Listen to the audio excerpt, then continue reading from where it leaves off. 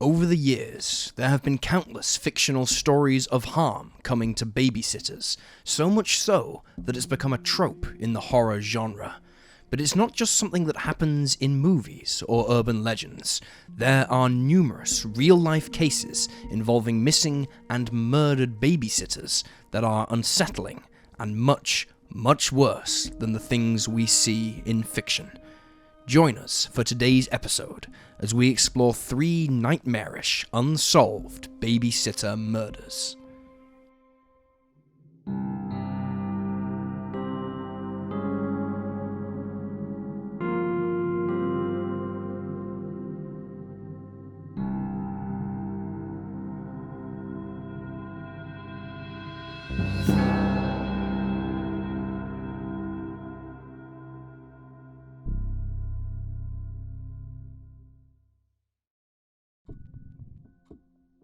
Olive Walker.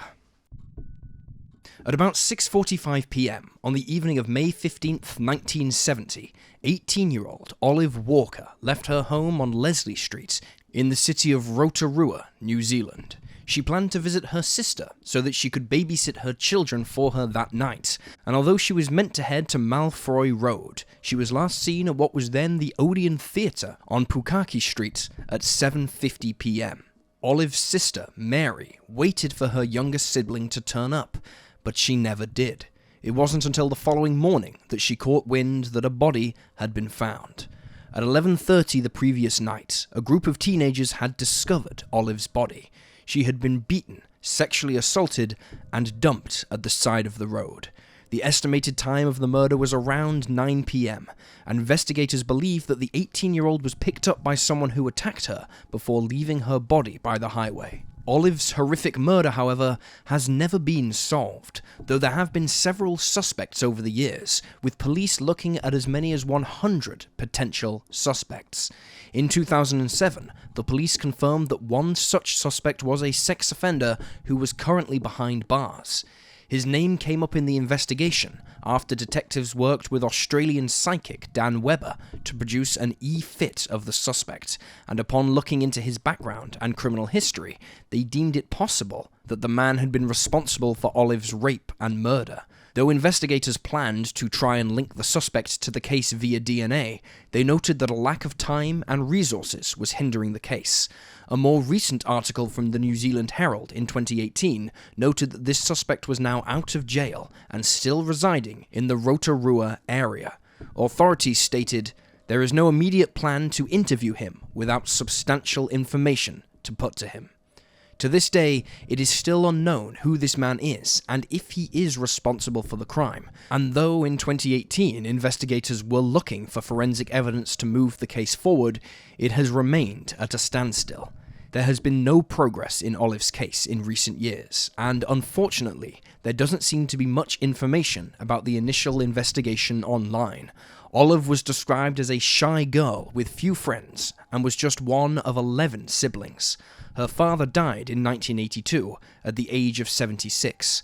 Her older sister, Mary, blamed his death on Olive's murder, noting that he was never the same after she was killed. She stated, "The pressure and stress, that killed him." Mary added that she's not entirely sure she wants to know what happened the night that her sister was killed, due to how much it would hurt to rake it all up again. She told the New Zealand Herald in 2005, "It doesn't make me feel good that no one has been caught for it, but if it happens, it happens. I'm sure everyone would like to see justice done, but it's been 35 years. Olive's case is still unsolved. If you have information about her murder, you can contact Crime Stoppers at 0800 555 111 or call the Rotorua Police Station on 07 348 0099. Cheyenne Vasquez. On April 8, 2002, the body of 14-year-old Cheyenne Vasquez was discovered partially submerged in a draining pond in Boise, Idaho. She had gone missing in January that year.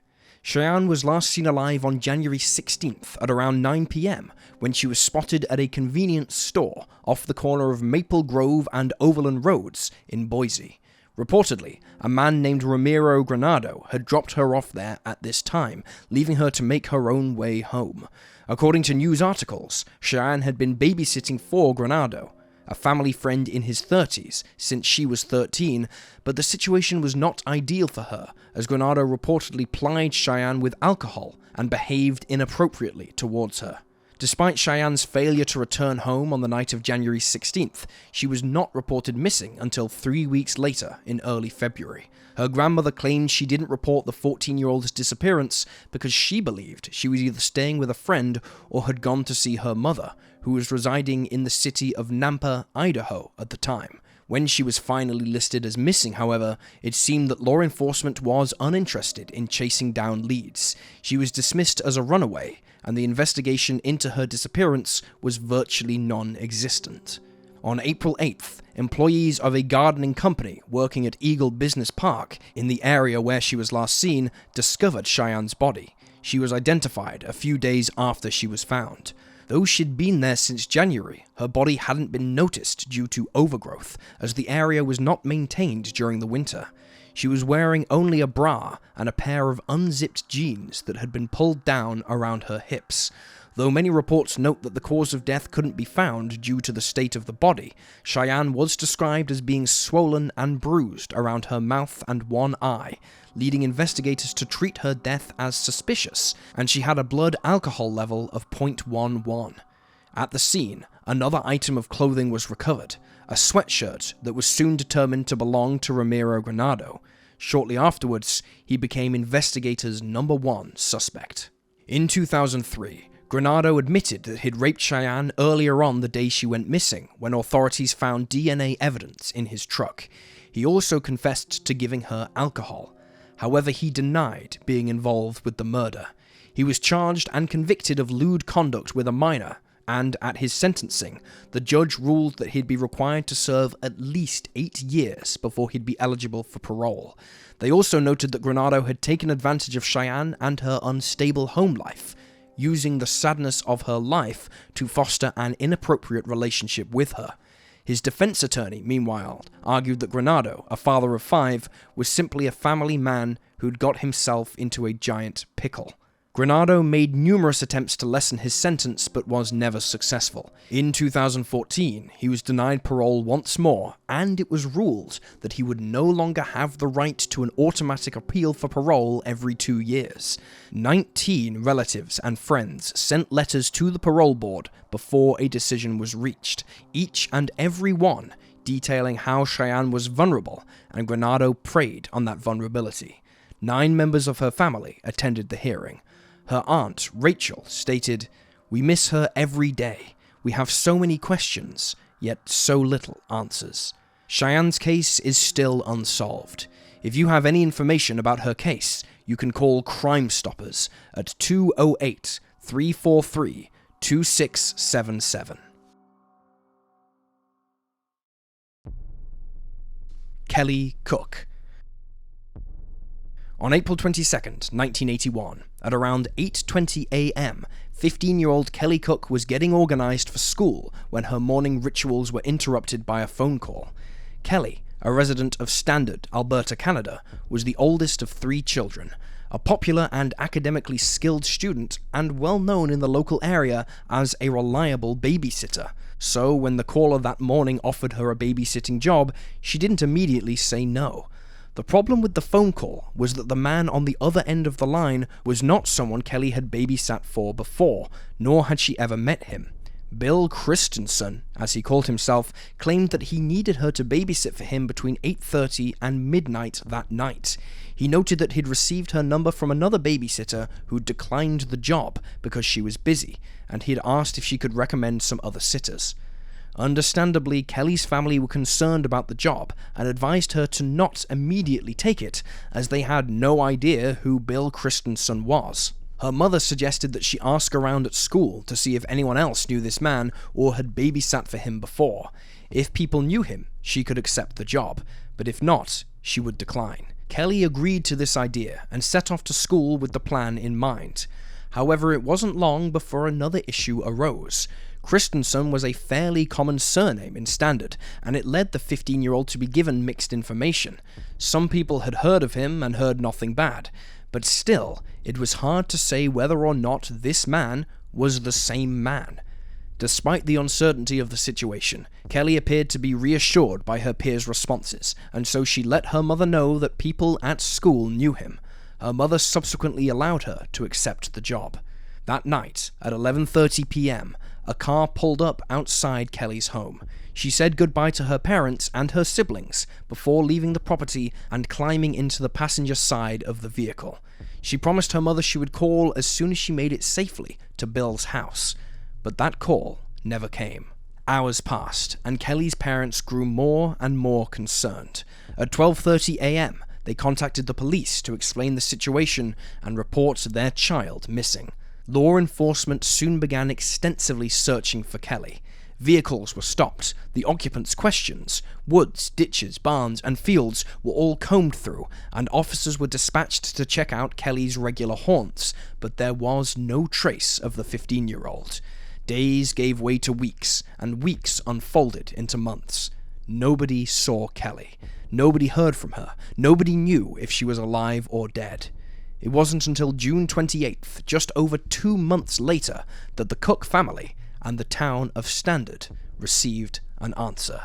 That day, a group of teenagers were out exploring the countryside when, while near Chin Lake, a reservoir around 2.5 hours from Kelly's home, they discovered a body on the shoreline. A girl was lying face down, fully clothed, bound by ropes, and weighed down by cinder blocks. Investigators used dentals to identify her due to the body being badly decomposed. This was 15-year-old Kelly Cook, missing since April 22nd. Reports indicated there was no sexual assault and that she died of asphyxiation. Shortly after Kelly's body turned up, law enforcement determined that this murder had been planned for several months before it came to fruition. It was not a spur-of-the-moment crime and had been carefully planned. The only suspect in the case was Bill Christensen, the man who called Kelly and picked her up on the night of her disappearance. He is described by Kelly's family as being around 30 to 45 years old, weighing 180 pounds, and standing at around 5'10". He had weathered, tanned skin, short, dark hair, a nose with a large bridge, and a round face. The family added that he looked unattractive. Notably, when this description was released of Kelly's killer, a local petrol station owner contacted investigators to let them know that someone of a similar appearance had been in his store the day of Kelly's disappearance and had asked to use his phone. The man, according to the owner, was around 5'9", with black curly hair and tan skin. He reportedly had an unpleasant attitude and dialed a local number. The petrol station owner listened in on the call, which pertained to babysitting. However, this man was never identified and questioned. It's still unclear if he is the same man who picked up Kelly on the night of her disappearance. Eerily still, a report claims that shortly after Kelly's death, when her body was at a funeral home in Calgary on July 2nd, an unidentified man demanded to see her body, claiming to know the family. He was denied, however, and eventually left. Detectives noted that the whereabouts of Kelly's body at the time were not common knowledge. It's unclear how he knew she was there. It's also unknown who this man was, but law enforcement believes that he may have been Kelly's killer. Throughout the investigation, over 2,000 possible suspects were looked into by the police, and although the case remains active, there are still no answers for Kelly's family. Her younger sister, Marnie, told Global News, "It's just life now. It's just what we've had to learn to live with. There's no acceptance in it. There's no closure, if you want to use that word." She added that after so long of not knowing, the idea of finally having answers is just as terrifying as never having them at all. If it all changed tomorrow and we had those answers, I don't know if any of us are prepared for that. Justice makes that individual accountable, but it doesn't bring her home. It doesn't change it. Chillingly, police believe that over the years, they have likely encountered and spoken with Kelly's killer at least once, but they are no closer to identifying him today than they were in 1981. A $100,000 reward is being offered by the Village of Standard for information leading to the arrest and conviction of Kelly's killer.